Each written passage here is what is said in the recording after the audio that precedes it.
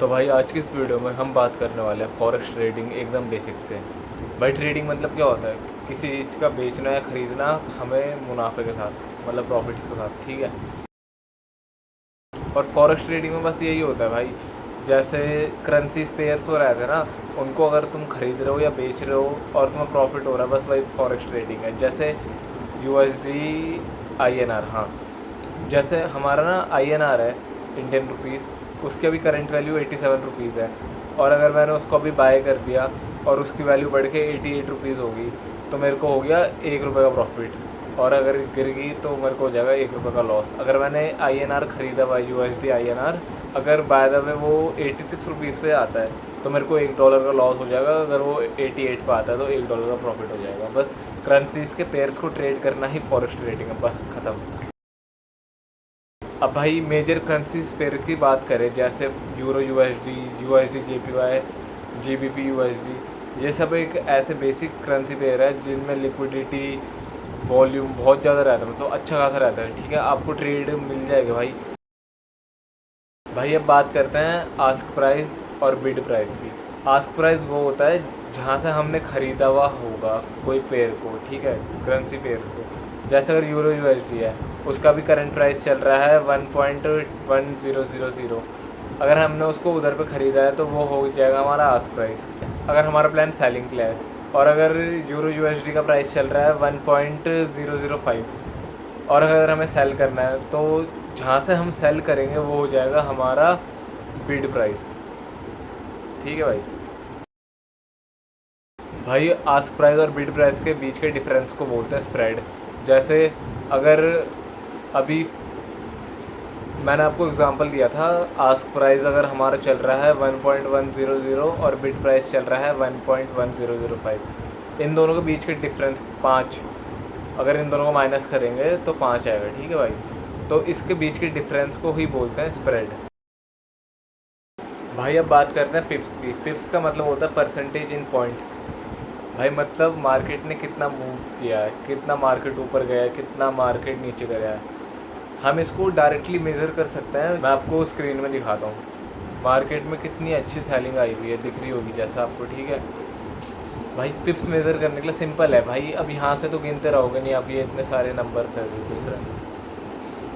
1.7200, 1.6900, इतना तो भाई किसी पे नहीं रहता कि गिनते रहोगे, ठीक है। तो हमें कुछ भी नहीं करना है। ये राइट साइड, ये लेफ़्ट साइड में आपको एक स्केल दिख रहा होगा, इसमें क्लिक कर देना है, ठीक है भाई। अब हमको, अब जैसे मेरे को ये वाला मेज़र करना है, अब मेरे को नहीं पता यार ये कितने पॉइंट करा है, तो मैं सिंपल यहाँ पे से शुरू करूँगा और मेरे को जहाँ तक मेज़र करना है मैं वहाँ तक अपना कर्सर ले जाऊँगा बस। जैसे अब इतना एरिया है ना, जो इतने एरिया में हमें 316 पिप्स का मूव दिखा है, ये इतने से एरिया में, ठीक है भाई। ये जो इसके अंदर है ना, इसमें हमको 316 पिप्स का मूव दिखा है, बस सिंपल भाई यही है पिप्स। अब हम बात करते हैं फॉरेक्स मार्केट के कुछ बेनिफिट्स के बारे में। सबसे पहले आप ये चार्ट देखो फॉरेक्स मार्केट का, ये देखो भाई, मूवमेंट देखो भाई, वॉल्यूम देखो कितना अच्छा है भाई। अगर एक जगह मूव आ रहा है तो अच्छा मूव देता है, और अब सेलिंग आई तो अच्छी सेलिंग आई।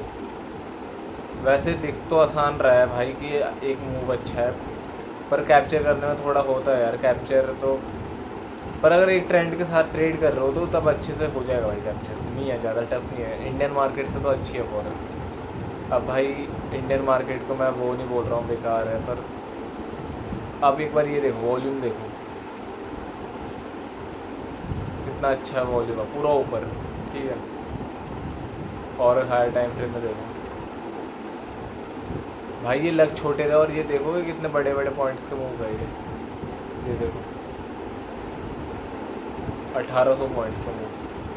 फॉरेक्स मार्केट में 500 200 पॉइंट्स कैप्चर करना कुछ बड़ी बात नहीं है भाई, आ जाता है इतना अच्छा मूव। देखो जैसे ये है 15 मिनट की टाइम फ्रेम में,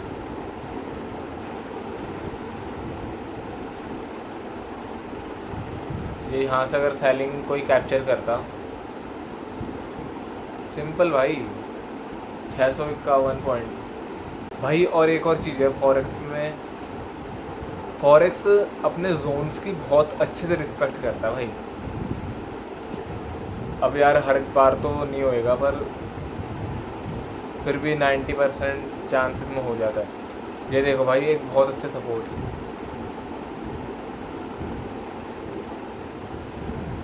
ये देखो, मार्केट ने पहले इधर आया, यहाँ पे टैप करा, थोड़ा ऊपर गया, यहाँ पे टैप करा, थोड़ा ऊपर गया, फिर मार्केट फिर से इस एरिया पे आया, अब थोड़ा टैप करा और थोड़ा सा ये पुल बैक लिया कि इधर पे हम सेलर्स को इनवाइट कर सकें, जैसे ना।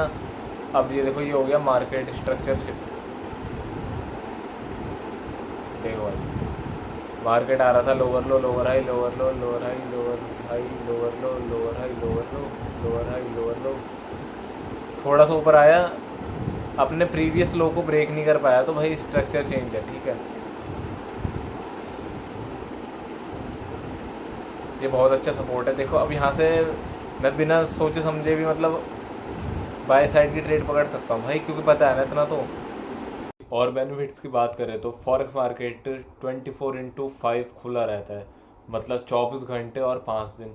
बस सैटरडे संडे ऑफ रहता है और पूरे दिन भर खुला रहता है भाई। तो मतलब फ़र्क नहीं पड़ता आप जॉब करते हो या स्कूल जाते हो या कुछ भी करते हो, आप फॉरेक्स ट्रेडिंग कर सकते हो अपने स्पेसिफिक टाइम पे, जब आप फ्री हो। एक और बेनिफिट्स की बात करें फॉरेक्स मार्केट की, तो फॉरेक्स मार्केट में इंडियन मार्केट के हिसाब से बहुत कम मैनिपुलेशन, बहुत कम ट्रैप्स वगैरह क्रिएट किए जाते हैं। ट्रेडिंग भी इजी पड़ती है थोड़ी फॉरेक्स मार्केट में, पर भाई रिस्क भी फॉरेक्स मार्केट में उतना ही रहता है, अगर जितना थोड़ा इजी है तो। भाई अब बात करते हैं लॉन्ग पोजीशन और शॉर्ट पोजीशन के बारे में, ठीक है। लॉन्ग पोजीशन भाई इससे होते हैं, ये देखो, ये यहाँ पे दिख रहा होगा आपको,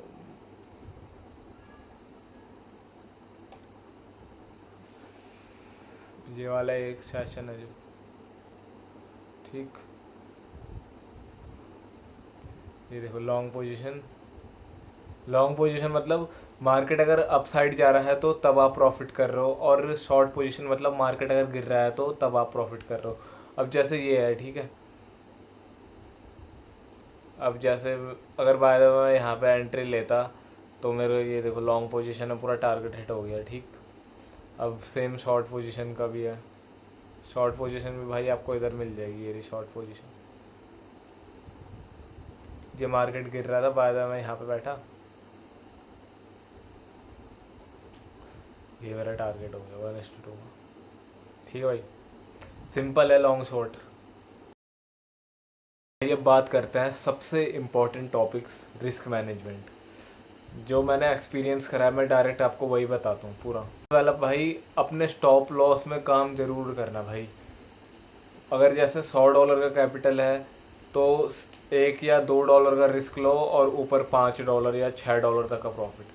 1:3 4 के टारगेट ही सही रहता है भाई, 1:2 भी मेरे को बेकार लगता है। मैं अपना एक्सपीरियंस बता रहा हूँ, ठीक है भाई। तो रिस्क मैनेजमेंट में 1:3 4 के टारगेट लो, और स्टॉप लॉस ज़रूर यूज़ करो भाई, क्योंकि कभी पता नहीं रहता मार्केट का, कभी एक बड़ा मूव आएगा तो से आपके अगेंस्ट, तो सारा कैपिटल वाइप आउट भी हो जाता है भाई। और फॉरेक्स मार्केट में अगर एंटर कर रहे हो तो इसमें एक लीवरेज, ये बहुत भयानक, किसी किसी का दुश्मन भी हो सकता है भाई ये। फॉरेक्स में ना भाई अनलिमिटेड तक लीवरेज जाता है, या 2000x तक लीवरेज, मतलब अगर आप पे $100 हैं तो आप 2 लाख तक की ट्रेड ले सकते हो उसमें। $100 में सिर्फ 2 लाख तक की ट्रेड, समझ रहे हो भाई। वो सिर्फ $1 है आप पे, और आप 2000 समथिंग डॉलर अप्रॉक्स बता रहा हूँ, हाँ, $2000 तक की ट्रेड लग सकते हो $1 पे, और 2000x का लीवरेज यूज़ करोगे। तो लीवरेज मेरे हिसाब से अभी अवॉइड ही करना, 1:25x या 100x तक बस भाई, इससे ज़्यादा तो रिस्क है भाई। अगर कैपिटल अच्छा खासा है तो स्टॉप लॉस वगैरह मैनेज करके चलोगे तो सही है। और भाई बिगनर्स एक गलती बहुत ज़्यादा करते हैं, वो आते हैं और स्टॉप लॉस वगैरह कुछ भी नहीं लगाते ना, अपना रिस्क मैनेजमेंट कुछ भी कैलकुलेट करते हैं।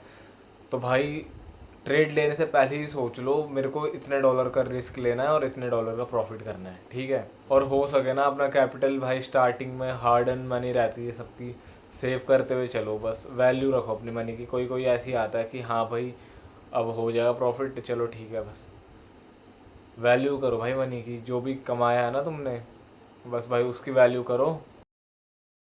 भाई अब मैं आपको कुछ पॉइंट्स बताता हूँ अगर ना आप वो चीज़ें करते हो ना तो आपकी साइकोलॉजी रहती है ना जो ट्रेडिंग की, अगर आपको फ्यूचर में अच्छा ट्रेडर, फुल टाइम ट्रेडर बनना है तो ओवर ट्रेडिंग बंद कर दो। जैसे ही आपका दिन शुरू होता है उसी दिन लिख दो मेरे को आज 4 ट्रेड लेने हैं, मेरे को आज 5 ट्रेड लेनी है, मेरे को आज 10 ट्रेड लेनी है।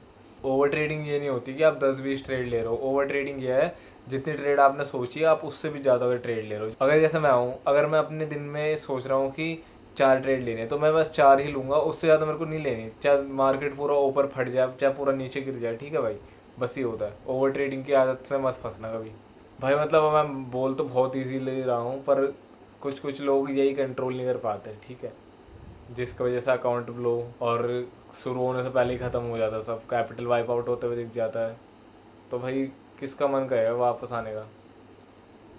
तो ओवर ट्रेडिंग से बचना भाई। रिवेंज ट्रेडिंग, आज $10 का लॉस हो गया तो आज में मेरे को $20 $25 ऐसे निकालना है, लॉस रिकवर करना है।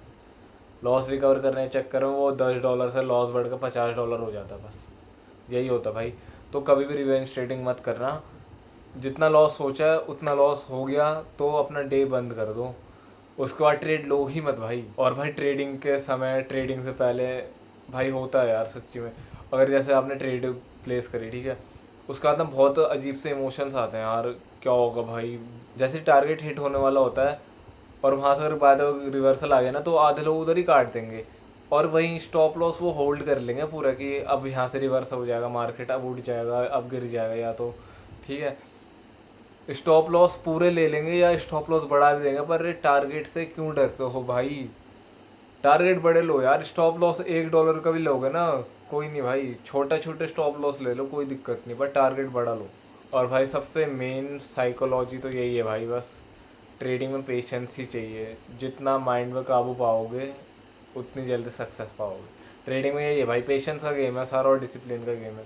पेशेंस डिसिप्लिन से ही बिल्ड होता है भाई। बंदे में अगर फोमो नहीं है, मार्केट मार्केट बंदे के सामने अच्छा खासा मूव दे रहा है वो फिर भी ट्रेड नहीं ले रहा है, यही तो पेशेंस है भाई। अपनी टाइम विंडो सिलेक्ट करके रहना भाई। मैंने अभी ये रिसेंटली कुछ गलती करी थी, मैं पहले ना न्यूयॉर्क सेशन और लंदन सेशन के ओपनिंग या 1 घंटे बाद ट्रेड करता था, पर मैंने उस दिन 9 साढ़े 9 बजे ट्रेड करी, टाइम भी नहीं था मेरा वो। ठीक है, फिर भी मैंने कर दी, बाय द वे मैंने सिर्फ बैठा हुआ था, मैंने ट्रेड लगा दी, तो बस वो उस दिन अच्छा खासा लॉस हो गया था। यही है भाई, टाइम विंडो बहुत नेसेसरी है। बस यही है भाई, पहली वीडियो थी तो यार सोचा क्या बनाऊँ, तो बस बेसिक वगैरह जितना मेरे को पता था मैंने आपको बता दिए। और कुछ सीखने की ज़रूरत नहीं है, थोड़ा सपोर्ट रेजिस्टेंस सीख लो, कैंडलस्टिक सीख लो, आपको सब सिखाऊंगा भाई। जितना मैंने सीखा है, जितना प्रॉफिट्स वगैरह कर रहे हैं, सब सिखाऊंगा भाई।